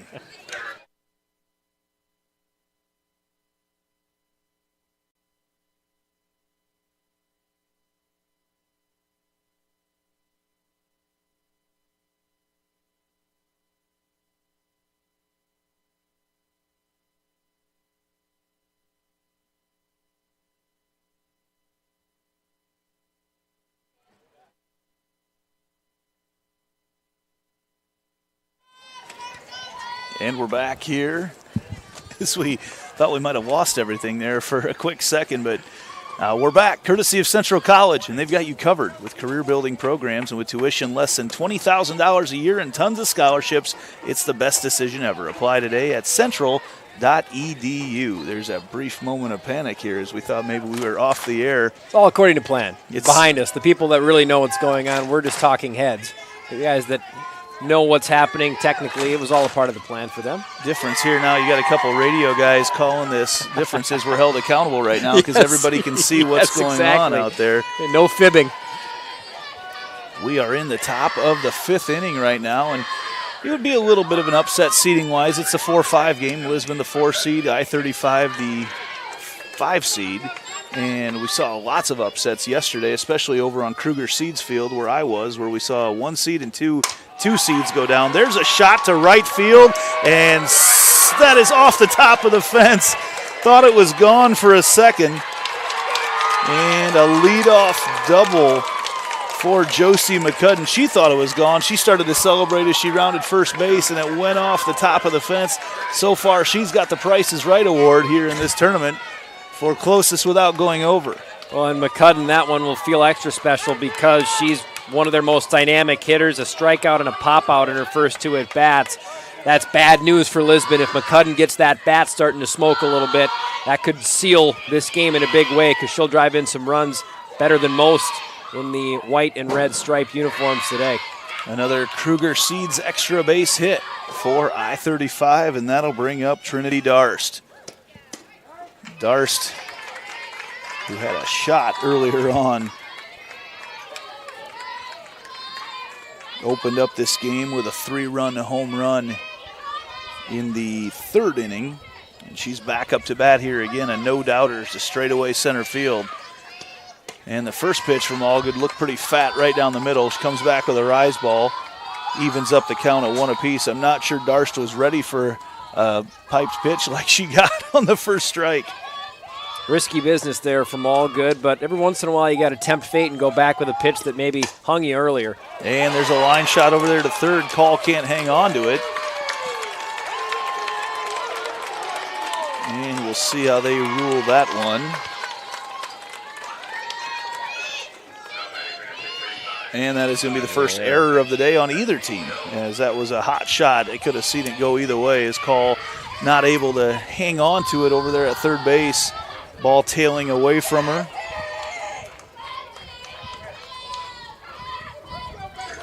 And McCudden does stay wisely at second base. The ball never really left the vicinity of the bag over at third, and that'll bring up second baseman Betsy Jones. She's 0 for 2 on the day. And we did have a IMT insurance substitution, I believe, down there at first base, but I did not catch the number of who went in. Looks like 22, maybe 26. Georgia Jansen. Georgia Jansen. There's a sacrifice bunt. No, it was caught. Excuse me. As I look up, everybody's back in safely, though, as the ball was popped up and caught. See if we can catch a replay there. Maybe. The bunt. There we go. Caught over there. Had it right. Call with your gut. Right had there. the right Yep. call. Everybody back in safely there.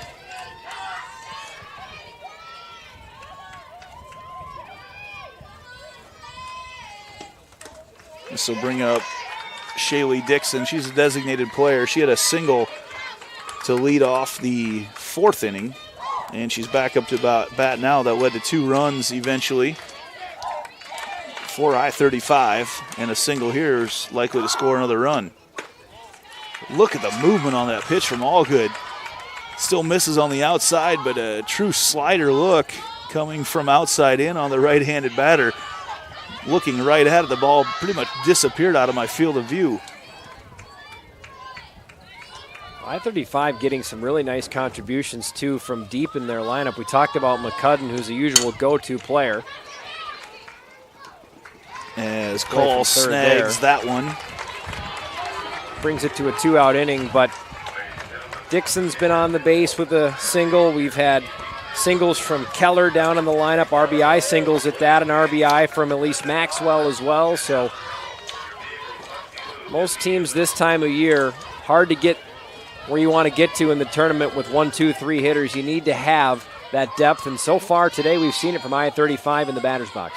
And here's a Larry back up. She watches the first pitch just above her hands for a ball. A Larry 1 for 2 on the day. She also scored a run. And a couple runners in scoring position now for her.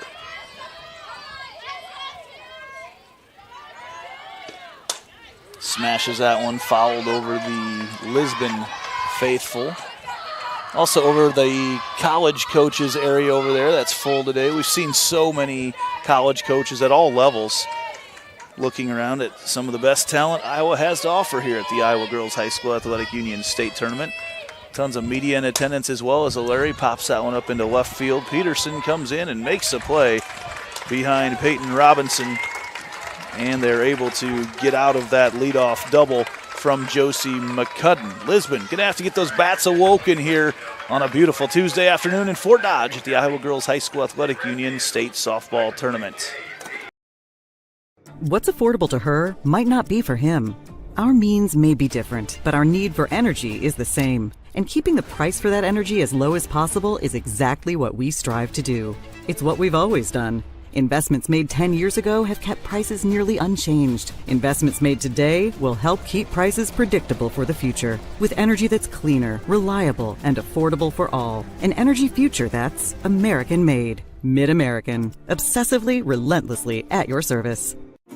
Living your best life means something different to everyone, especially when it comes to healthcare. That's why Mercy One offers compassionate, personalized care. We are here for you with one team of experts providing access to the primary care and highly rated specialty care you need, easily and conveniently. So go ahead, live your best life. We're with you every step of the way. Mercy One, your best life, our one purpose.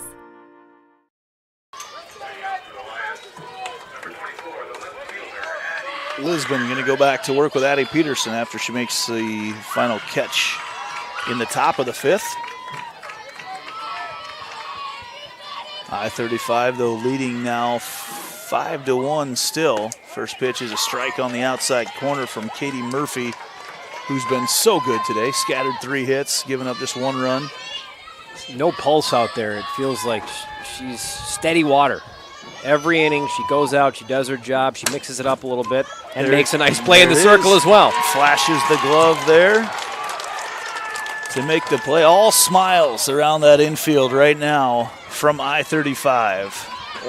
The momentum that I-35 got from that home run, the Darst home run, since then, it's been like a downhill freight train. They've just kept picking up steam. They've kept moving forward, and you're feeling that momentum all around the base path, all around the infield, and everybody's making plays, contributing right now, and this team is playing with oodles of confidence. That ball slapped over into the media area, which is unique. It's inside the fence. They let all the photographers have not a roped off, but a chalked off media area inside the fence. Kind of reminds me of the old school MLB days when they didn't have fences and let the fans just stand around the field. They're technically out of play over there. The ball is missed a little up from Murphy. I believe I saw in one of the games I was doing last night, 3A game late with Davis County, ball went off a media member's foot, and I think they advanced the runner because of it. Because it is, technically out of play. It's like if the ball goes in the dugout. Swing and a miss there off the changeup from Murphy. It's been a go-to pitch for Murphy. She's been balking a lot of batters on that, getting them to swing way out ahead of it. Then she comes back with a fastball that just misses. And that pop in Trinity Dar-Smith, that's one of those sounds of summer that you talked about earlier. Beautiful sound. That one came soaring in. 2-2 the count. Goes upstairs. Nice job sticking it in here and not getting too up ahead of where she was at in the count. Nice at bat as it stands here for Lisbon and Blair Baltus. And goes to the rise ball. It is dropped, but running circuitous route there. Knew it once she got out of there. Instinct, right, is run away, and then the minute you get out of the base path, the strategy and the rules of softball comes in, and I think Baltus knew after a couple of steps, I think my at-bat's over. So that's just the second strikeout of the day, and they've come against the last three hitters. The second strikeout of the day from Murphy. So she's starting to locate her pitches. That just tells you how well she's located her pitches, though, and how she's induced in a Greg Maddox-type style, these pop flies and groundouts as she comes back with a quick strike against Cam Call. Start keeping tabs on your Cubs references the rest of the way here. Well, Addie Clark got me in the mood right away to start talking Cubs. Primed you for it. Yes. As that pitch is swung on as well. 0-2 the count right now to Call. Little pop-up back here, and not able to quite get to it is Darst as we get up close and personal with her right up here against the netting. You mentioned her patriotic streamer and glitter array in the ponytail. Very patriotic catcher's mask as well. Saw some stars and stripes on there. Really leaning into the red, white, and blue for I-35. Love that. That is really cool that she's got it almost looks like a sort of military camo look to the backside of it. But yeah, American flag look very cool there from Darst.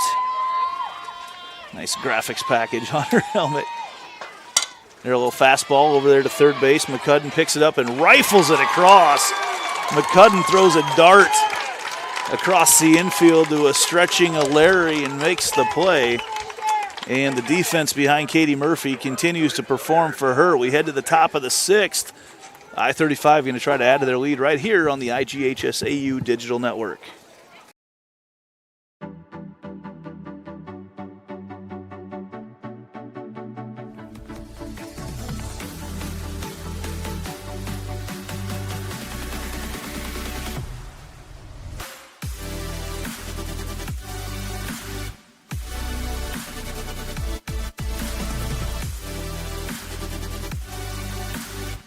Swing's the place for you!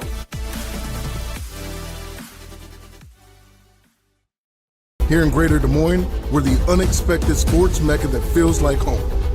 We are the big ballers, the little kickers, the underdogs, and the bulldogs. We've got events wacky and wild, big and small, we host them all. And that old sports cliche, nobody believes in us? Nah, when you come here, you'll believe. Because in Des Moines, only the S's are silent. Let's go!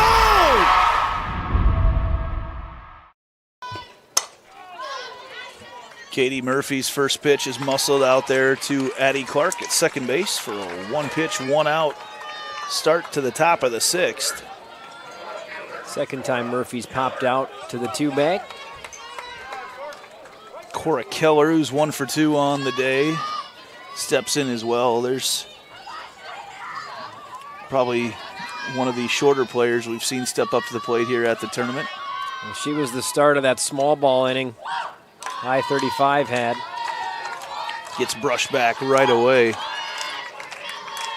Actually, she drove in she was the starting RBI deliverer of that small ball inning that I-35 had back in the 4th.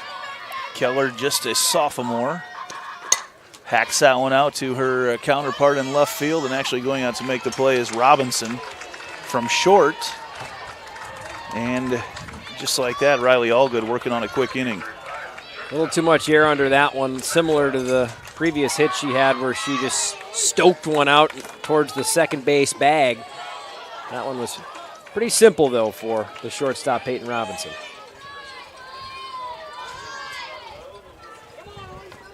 Number 9 batter in the order here, Elise Maxwell, and she's going to get her second hit of the day, a single right up the middle. And Gracie Kirk, who is red hot. 2 for 3 with a couple doubles on the day, back to the top of the order with her. Well, this is where if you're Interstate 35, you're feeling good, you're confident. 4 runs can evaporate pretty quick, though, if the inning goes the wrong direction on you. Lisbon has some hitters we haven't really seen turn it up quite yet, so you have an opportunity here to get a 2-out rally going and add some insurance late in the game here and really try to snuff out any hope or belief that Lisbon might have with their final 2 at-bats still to be had in the top of the 6th here. This top part of the order, Gracie Kirk and Josie McCudden and Trinity Darst is batting .500 today for I-35. You want your big-time players to show up in big-time situations, and they certainly have. To a T. It's been a clinic from the top of the order for the Roadrunners today, and Kirk has been a big part of that. She started it off right away, a big crack of the bat with that double at the top of the first inning. And now it's 3-0, and you can't pitch around her the whole time with McCudden coming up. Just want to give her nothing too good to hit right now. And a McCudden that just blasted one off the right field wall last time she was at the plate, so she's woken up. 4-pitch walk. Playing with fire a bit here with McCudden.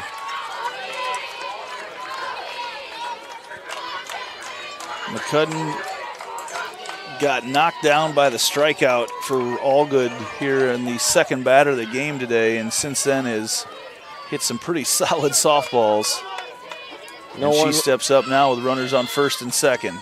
Sorry about that, Andy. No one with more RBIs either on the club in the regular season with 46. Think about that. Over the course of a 30-ish game season, you're knocking in over a run a game. Josie McCudden for I-35, it's like the sun coming up. You just start to expect she's going to have an RBI in a game when you have numbers like that. Nearly swings herself out of her shoes to make the count 0-2. I believe she's been down 0-2 in 3 of her 4 at-bats today. Fought it back to 1-2 a couple of times before striking out in that first inning. That ball is a shot to right center field. Looks like Hazelbush is going to be underneath it, and she's there to make the play. And Lisbon trying to wake up these bats and get moving here and score some more runs as we head to the bottom of the 6th, trying to get back in the game here on the IGHSAU Digital Network. What's affordable to her might not be for him. Our means may be different, but our need for energy is the same. And keeping the price for that energy as low as possible is exactly what we strive to do. It's what we've always done. Investments made 10 years ago have kept prices nearly unchanged. Investments made today will help keep prices predictable for the future. With energy that's cleaner, reliable, and affordable for all. An energy future that's American-made. Mid-American. Obsessively, relentlessly at your service.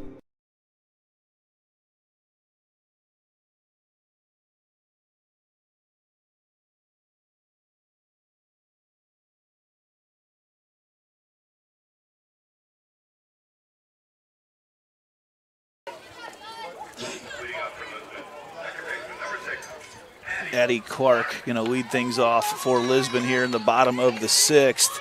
She's the number 9 batter, and they're going to have one more chance at least to get back through the top of their order today. You look at it, though, they have just not had a whole lot of at-bats. They've had 1, 2, 3, 4, 1, 2, 3 innings. And only 3 hits to show for it on top of it. And 2 of those came in the second.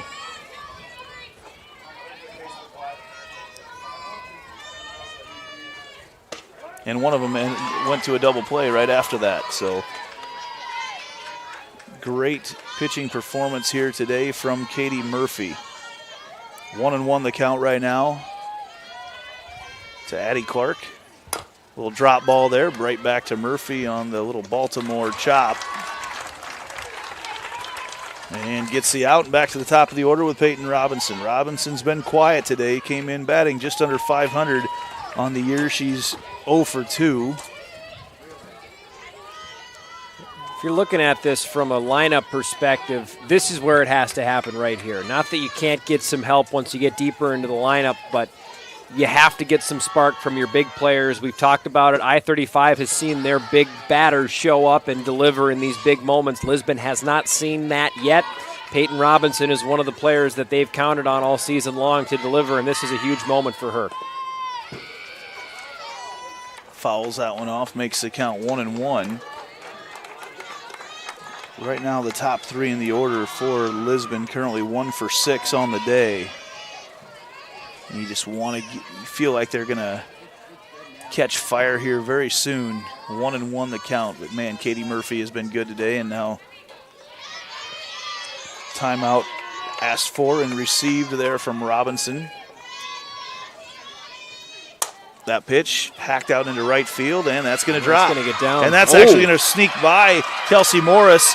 Robinson continues to go. She's going to head all the way to third and a triple to lead off this inning. Excuse me, not to lead off. There's already one out, but Robinson sneaks it by the outfield. It's exactly what you needed. And even if that would have been just a single, it was something to get energized about, and a good break there for Lisbon. And now I was talking a couple of innings back about how this I-35 team was riding that momentum wave. As we see it again, it just scoots under the glove of the right fielder, Kelsey Morris. And now that momentum ride has to be taken by Lisbon. They're going to give up the run here and don't care as long as they can get the out. Not too worried about it. Ahead by 4 as Maxwell throws over to Larry, makes the score 5-2. But that's an important out there for I-35, a very important out. Certainly stops the bleeding. You drive in that run and throw another runner on, that certainly puts something in the back of your mind that that lead might not be safe. The ball's popped up into center field, another hit for the Lions. You hear the wind picking up in our microphones here a little bit. You can feel the breeze blowing. It's pretty much blowing straight out right now. I don't even have my directions straight here. I don't know if you're watching, it's blowing out to center field. If you're watching on I'm TV. not going to be able to help you with that one either. I have to take out the old iPhone and look at the compass app. I think we're looking northeast, I think, right now. And that'll bring up Ella Clark. Clark is 1 for 2 on the day. This is the batter you want up in this moment. RBI leader. As Murphy looks in and takes a sign from Darst. That ball is popped over there off the dirt. And McCudden can't make the play. They're piecing something together here, Andy, and it all starts with just that one hit. You need something to ignite the flame sometimes, and Peyton Robinson delivers, she scores, and granted you're still just 1 out away from it all being for naught, but all of a sudden we're going to see Libby Hayner come out to settle things down with her pitcher, Katie Murphy. This is the most trouble she's been in all day. Well, and you're going to want to talk here about how you're going to handle Riley Allgood, and Allgood a very good hitter. Obviously the pitcher for Lisbon as well, but Allgood comes in. She's batting .475 and not really a home run threat, but man, if she can sneak one through the infield, she'll be motoring around as well. And you're just talking about getting the out right now because Allgood's going to want to get a ball in play in the infield most likely. and you're talking about not worrying about the other runners, just reminding everybody right now that you're getting that out at first. Focus on getting all good out, as you see Hayner giving some final instructions there to Katie Murphy. Well, and if all good does hit something that isn't going to be an out, limiting the damage. Don't make a throw you don't need to make. Get the ball in if it gets to the outfield. Don't overcomplicate anything. At worst here, you want to try to make sure the bases stay loaded if you don't manage to get all good out. You don't want to make an extra throw that winds up sending a run in. First pitch misses outside for ball one. You definitely do not want to load the bases right now. Put that, not just the tying run at the plate, but the go-ahead run at the plate.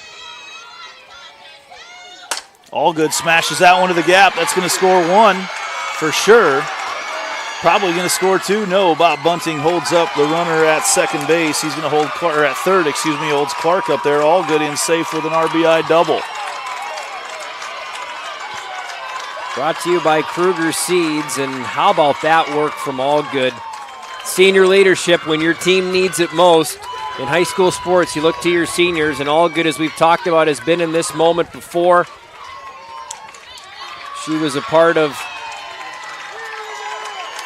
this team for the last several seasons and has really been a key component not only in the circle but in the batter's box. And now things getting that much more interesting for Murphy, who, again, damage control, just one run comes in, as you called it, Bob Bunting holding up the runner coming around third in Ella Clark. But still now Murphy has to deal with this situation because you've got the tying run on second.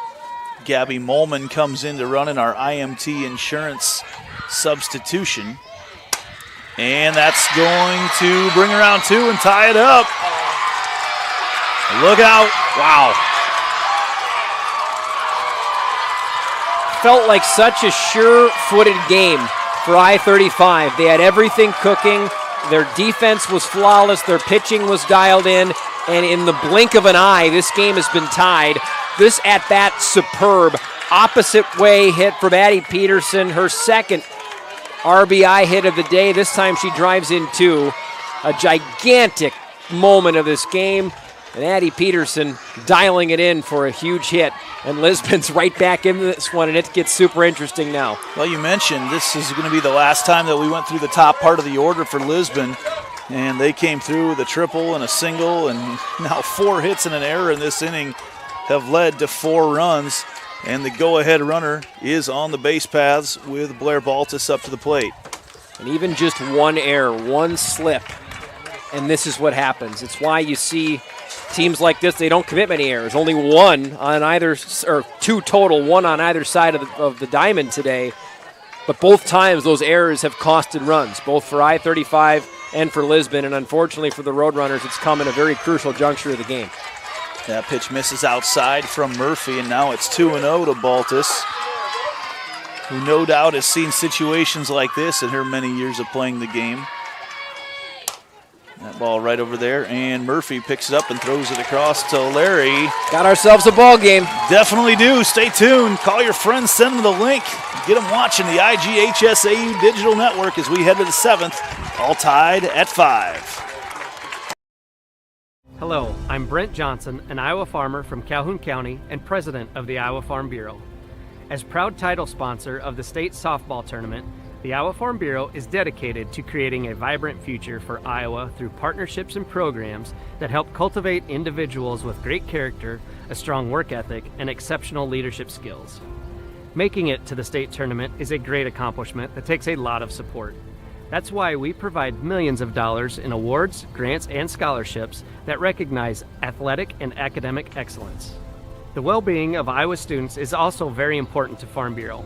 That's why we provide concussion insurance coverage at no cost for all students in grades 9 through 12 who participate in a sanctioned sport. As just one of only 7 states to provide this coverage, it's just another way we're striving to support Iowa's outstanding young leaders. So, from the Iowa Farm Bureau, congratulations to all the players and coaches on an outstanding season, and good luck in the tournament.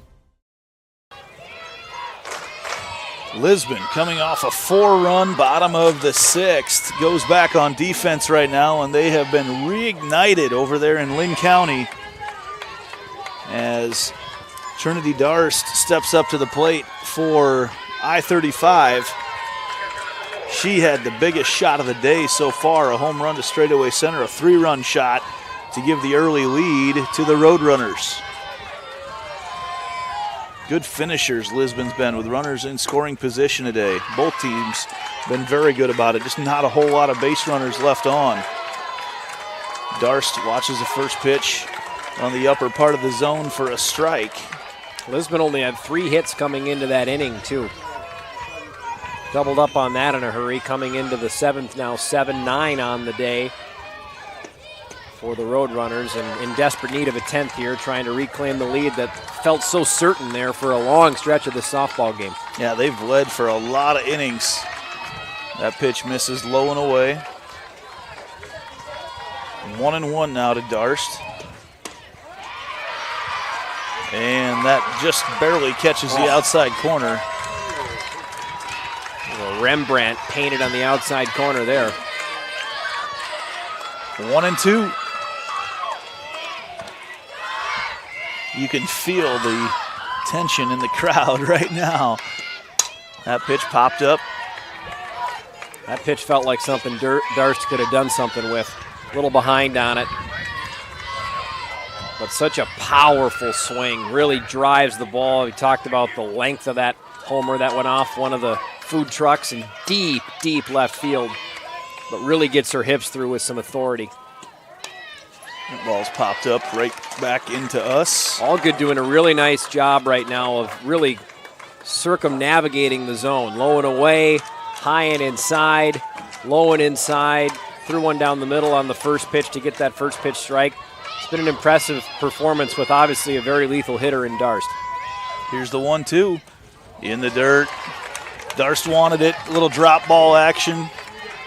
Smartly laying off. And again, we're seeing Allgood really covering the plate right now, giving a lot of different looks to the batter. And that goes off the helmet of Darst. So now the go-ahead run for I-35 is on the base paths, and Allgood had such a good pitching performance in that at-bat, and then loses on the rise ball, loses it and catches the front bill of the helmet of Darst, and we've got another IMT Insurance courtesy runner. Allgood did hit 11 batters this season, so into double digits with it. That one just got away from her, though. Georgia Jansen in once again, our IMT Insurance substitution. Be worry-free with IMT at imtins.com. Betsy Jones pops that one over the media area on the left side. Now is where you look to this depth in the lineup that we've talked about, Andy. This is an I-35 team that does have strength at the top of their order, but specifically today, they've been getting those contributions, and now if you're Libby Hayner, you're saying, we've done it all day, let's keep it up. Oh, a delayed steal could be issues, and no, actually in safe at second, as very unsure of her going there was, that was Jansen actually stealing. I think it was supposed to be a sacrifice bunt, hit and run. And now Coach Bob Bunting wants to come out. We're going to see the replay here. She was safe initially, but I don't know if she might have taken a hand off. She got her hand through initially, and actually I was looking for the sign of maybe an obstruction call at second base because Robinson coming over, blocking the base quite a bit there as Bunting having a conversation with Ron Taylor. And he is... Well, it's tough to tell with Bob Bunting. He doesn't show much emotion. He could be super upset or he could be super excited with the explanation, but you're not going to see much on his face tipping it one way or the other. Either way, though, Jansen in safe at second base. The count now, though, is 0-2 to Betsy Jones. Well, not much he hasn't seen either. Jones fouls that one off. Just one strikeout on the day for Allgood. Some great at-bats from I-35, but again, both these pitchers doing a great job locating pitches and getting not solid hits. Solid contacts, I should say. Still 0-2 the count to Jones. Outside. Jansen really flirting out there with big was a leads. Healthy lead out at second base there, and catcher Balta certainly keeping an eye on Jansen. Especially, too, you did see Jansen get a little bit undecisive there, and maybe if you could freeze her again, you might be able to try to peg her this time after missing on that first try. That pitch is a high fly ball, fouled over the Lisbon dugout. Hit and run there. Jansen was rolling on her way through the second baseline, and Jones doing her part in it. I got a feeling if you see this count go to 2-2, you're probably going to see another hit and run look.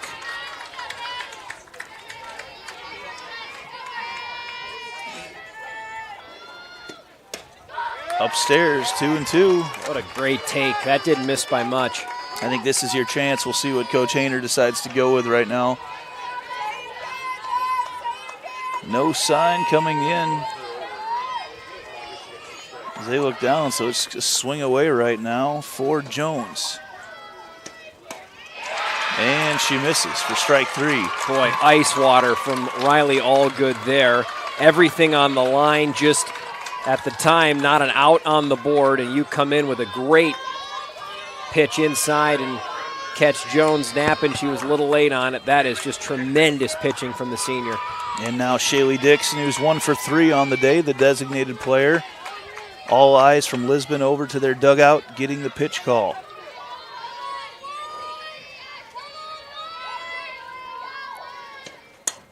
Ball's popped up into the netting once again. Larry over in the on-deck circle, going to pick it up and hand it to Baltus. Well, she missed. Ball rolls over back to the feet of Dixon. You know, considering the moment, Lisbon's body language right now, they've lost a little bit of that tension they had when things were going the wrong direction. It's a promising sign, obviously, for a very mature team that does have 6 seniors on it, Allgood being one of them. And Allgood puts one right in the shoulder of Dixon. So spoke too soon. Yeah, spoke too soon. That's first and second. And this will bring up a Larry who's had some solid contacts today. She's going to want to pull one right now, though, and get one to the right side of the field. She's been working that left side of the field a bunch. Does have a single on the day. And you can see just by her swing right there, she's working on trying to get something to the right side. And now we're going to have a little discussion out there. And I'm not sure which one of Lisbon's assistant coaches that is. That's definitely not Bob Bunting. Jesse Self, maybe. And now Coach Bunting wants to come out as well as he makes a little stroll out to discuss how things are going to be handled. Again, just a stoic look. The look of a man who's won over 1,300 games, will be recognized later this year, or later this tournament, as a recipient of the Golden Plaque of Distinction Award. Second in Iowa career wins among active softball coaches. Got to see a 1,200 game winner yesterday in Jim Flaws of Carlisle, another 1,200 game winner in Steve Corcoran from Winterset. So just a bunch of guys who have won a lot of softball games. National Softball Coach of the Year in 2018. They don't just hand those out for fun. So you can hear everything's been amped up here even more. As a Larry with one out, runners on first and second. Swings that one, and she gets it through. Runner's going to come home. No, they were looking at getting things. Now Larry's stuck over at first base, and she's safe at first. Runners can't decide where they want to be. Now everything's being thrown all over the place. Just all kinds of commotion out there. I would like to say, I'm not sure what our camera work was even able to do right there, because we had runners all over the place. Had the hardest job in the building right there. But it loads the bases right now for Katie Murphy, the pitcher, trying to come through in the clutch.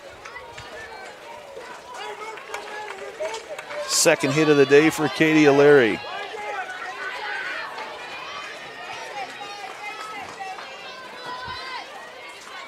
Doesn't get much sweeter than this. We've got extra innings going on the other field right now as well, with Iowa City Regina and Northeast tied at 3 in the 8th. We could very well be headed there, although that's the scenario right now wouldn't suggest that. Got to think that I-35's got a good chance of getting a run in here, but exactly. Riley Allgood certainly has other plans in her mind, as do her teammates behind her. Murphy lines that one into center field all the way back. Off the top of the fence for Katie Murphy. One run comes around. Second run comes around. Katie Murphy helps her cause with a 2-run. Bases loaded double to center field. Nothing sweeter than a pitcher getting to make up for some runs lost in the previous inning. She says, I'll do it myself. An incredible shot. That one had some sting on it off the yellow top of the fence. That was inches from a grand slam. But a near bases clearing double from Katie Murphy. Let's see it again. So beautiful to watch. Great connection and just shy of a grand slam in a gigantic scenario for I-35. Katie Murphy, the senior, coming through with a monstrous hit. And now they're going to try to get a pinch runner in for a Larry over at third base. That's an IMT substitution. Rizzy Young, freshman, coming into the game. As Larry gets a huge round of applause from the Roadrunner faithful after her hit continued the inning. Also another IMT insurance substitution for the Roadrunners is going to be Shelby Harding, another freshman. So freshman on the base paths right now for the sophomore, Cora Keller, stepping up to the plate. Keller 1 for 3 on the day. Man, what a game of emotional swings. It's been a seesaw affair for sure. It has been hard to predict what we're going to see. Early on, Lisbon looked the better, more competent team. I-35 woke up, jumped out to that lead. And look at this. Another hit. Another couple runs coming around to score. Actually going to have a play at the plate, and the ball pops out. Safe at home is Harding as the ball pops away. And Cora Keller, the smallest player on the field, laces one to center field, scores 2 more runs, and she's safe at third. Shelby Harding, the freshman. Do you think walking into this game, she went, I may have a chance to make a play to decide my team's state tournament futures? How about this? Bowling in, little old school softball there. The ball pops loose. I don't think Harding knew what was happening. She kind of got up stargazing, looking around saying, am I safe? Am I safe? She was. But how about the hit from Keller? And this is more of the same of what we talked about, Andy. The depth of this I-35 team and the contributions they've received from their non-star players. It's the makeup of a team that's looking to make some noise. They don't get as much respect because of the record that they brought into this tournament, but they feel like a team that might be a little bit more than a 5 seed with the schedule they've played. We've talked about how high-end this team might be. They're maybe a little bit mired in the record that you see, but don't count this team out. They've shown some serious fortitude and gumption today, and a great depth performance by a lot of their players to now jump back out to this 4-run lead. So after Lisbon scores 4 runs in the bottom of the 6th to tie it up, I-35 has come back with 4 of their own in the top of the 7th, as that one goes off the face mask of Blair Baltus. Exploded for these. They have hit the ball harder in this 7th inning than we've seen yet. And now the first base umpire, Jason Lewis, wants to check out the ball. Baltus shaking out the cobwebs now as, again, that home plate gets extra clean. What a 7th inning for the Roadrunners from I-35 down there south of Des Moines. That ball's popped up over us. With head coach Libby Hayner talking to media before the tournament, she said it takes a village. You've got a handful of players that have been around. You've got some seniors in Trinity Darst, Katie Murphy, Josie McCudden, but some terrific days from some other players that you don't list as the highlighted numbers in your lineup. Good for all good to get back in the strikeout column on that, settling things down a bit, get into 2 outs as well. Good pitch in the outside corner there with a little bit of English on it. As we head back to the top of the order for I-35, Gracie Kirk, who's been on base 3 of her 4 at-bats today, is now representing the 8th batter of the inning for the Roadrunners. She barrels this one up, swings, and a line drive right over there to Peyton Robinson, who stops the rally, but not before I-35 is a huge top of the 7th. Lisbon going to go to bat with their 8, 9, and 1 batters here to try to get back in this one and try to win it maybe here in the bottom of the 7th. Don't count anything out. They just put up 4 in their last half inning. 9-5. Roadrunners in the lead here on the IGHSAU Digital Network. What's affordable to her might not be for him. Our means may be different, but our need for energy is the same. And keeping the price for that energy as low as possible is exactly what we strive to do. It's what we've always done. Investments made 10 years ago have kept prices nearly unchanged. Investments made today will help keep prices predictable for the future. With energy that's cleaner, reliable, and affordable for all. An energy future that's American-made. Mid-American. Obsessively, relentlessly at your service. The Iowa Farm Bureau is proud to present the state softball tournament and celebrate the accomplishments of Iowa's student athletes. To the Iowa Farm Bureau, this is more than just a sport.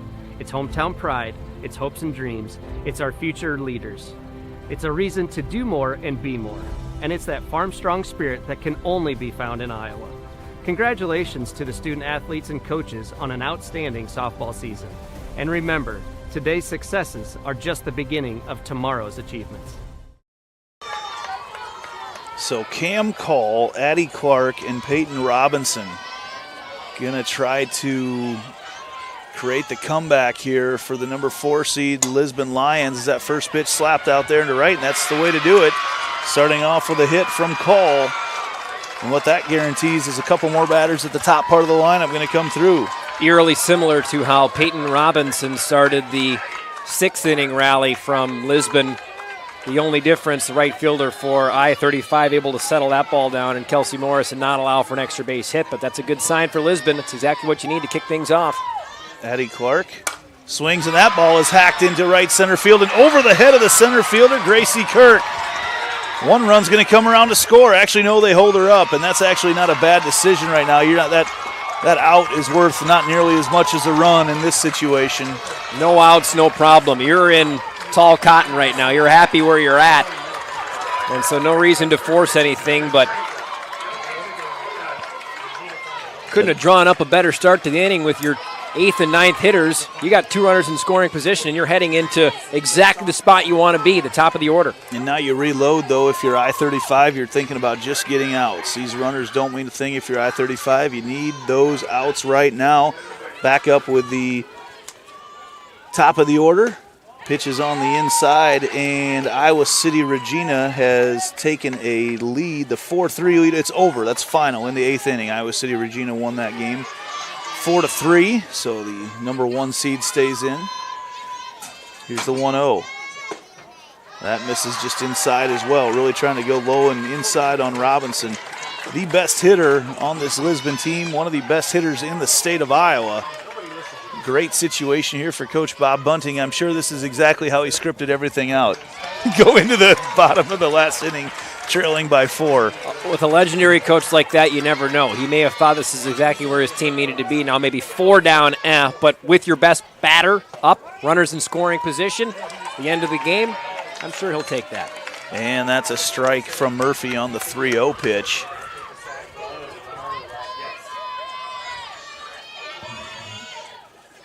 And that is caught, gloved over there. A nice play made by Josie McCudden, and that is a gigantic out for the Roadrunners. Can feel the collective breath from everybody in the field, from the pitcher Katie Murphy, and from this boisterous group of fans over here. Even though you still got 2 more to get, that first one in a moment like this is just seismic. Caitlin Haselbush steps up to the plate.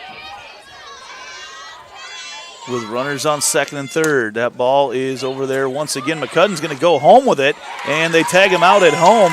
Interesting look. I thought you'd try to get the out for sure, but McCudden gets the out anyway, takes out the lead runner, and just like that, 2 outs away from what has been just an incredible back-and-forth ball game between Lisbon and I-35, and I'm not even sure if this final score holds. I'm not even sure that does it justice. I would agree it doesn't, but a play like that, you got 2 of your star players there, Darst and McCudden. They both are seniors. They've played together for a long time. That's having confidence in your catcher, knowing that 1, Josie McCudden's going to make that throw on the money, and 2, the tag's going to be there. That's great softball. And now with 2 outs, Murphy gets that a little pop-up over there. Maxwell is under it, and I-35 completes the 7th inning. Can't even call it a comeback win, as it only got tied, but what a game. Felt like it, though. For Coach Libby Hayner and the Roadrunners as they celebrate. You see them over there. From the start, they were locked in today. A very cleanly played, entertaining ball game between the 5-seed I-35 Roadrunners and the 4-seed Lisbon Lions. And just so unpredictable. As the innings turned, you never quite knew what would happen as you turned the page to the next chapter of these stories. You never quite knew what was happening. So a really terrific, intrepid, entertaining game. Let's send it down to the field now where we'll see our MVP of the game and get some awards for I-35.